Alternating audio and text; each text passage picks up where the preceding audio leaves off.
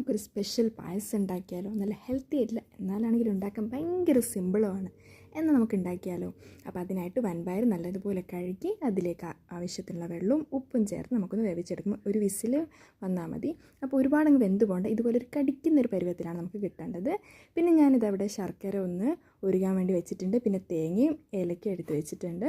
പിന്നെ നമ്മൾ ആ ശർക്കരൻ്റെ വെള്ളയില്ലേ, അതിലേക്ക് കുറച്ച് അരിപ്പൊടി ചേർത്തിട്ട് മിക്സ് ചെയ്ത് മാറ്റി വെച്ചതാണ്. പിന്നെ നമ്മൾ ആ ഒരു ശർക്കര പാനി ഇതിലേക്ക് ഒഴിച്ചു കൊടുക്കുകയാണ്. അപ്പോൾ അതിൻ്റെ ഈ വെള്ളമില്ല, നമ്മൾ വറ്റിച്ചെടുക്കേണ്ടില്ല, അതിൽ തന്നെ ശർക്കര പാനി ഒഴിച്ചു കൊടുക്കുക. പിന്നെ നമ്മൾ ചതച്ച് വെച്ചിട്ടുള്ള ഏലക്കയും തേങ്ങയും ചേർത്ത് കൊടുക്കുക. പിന്നെ നമ്മൾ കുറച്ച് ആ ഒരു വേവിച്ച വെള്ളത്തിൽ നമ്മൾ കുറച്ച് അരിപ്പൊടി ഇട്ടൊന്ന് മിക്സ് ചെയ്തിട്ടില്ലേ, അതും കൂടി മിക്സ് ചെയ്ത് നല്ലതുപോലെ ഒന്ന് മിക്സ് ചെയ്ത് കൊടുക്കണേ. നമ്മളൊന്ന് ഇടയ്ക്ക് ഇളക്കി കൊടുക്കണേ, ചിലപ്പോൾ ഒന്ന് കട്ട പിടിക്കാനുള്ള ചാൻസ് ഉണ്ട്. എന്നിട്ട് ഒരു 5 മിനിറ്റ് കഴിയുമ്പോൾ ഇതുപോലെ നല്ല കട്ടിയായി വരും. അപ്പം നല്ല സിമ്പിളാണ്, എന്നാൽ നല്ല ഹെൽത്തി ആയിട്ടുള്ള നല്ലൊരു അടിപൊളി പായസമാണ്.